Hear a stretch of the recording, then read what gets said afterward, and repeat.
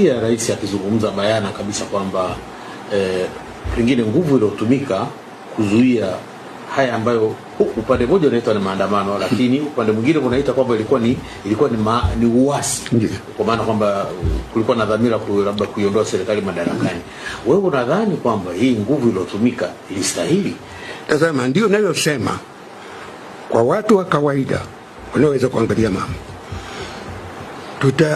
tutaijaji kwa kuona idadi ya watu waliokufa, maana ni kubwa.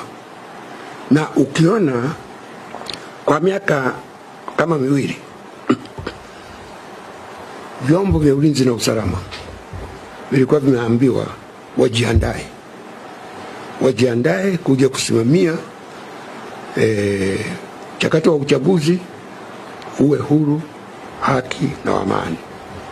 Kwa hiyo watu waliasumu vyombo hivi vimejiandaa kuja, kama kikitokea chochote wamejiandaa.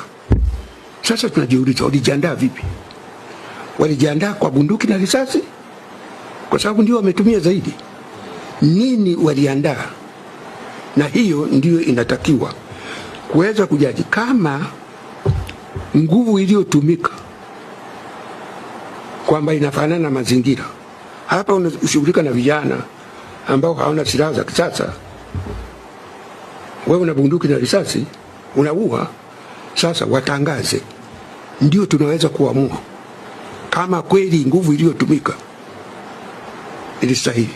Mimi nadhani hali ni tofauti, maana unaona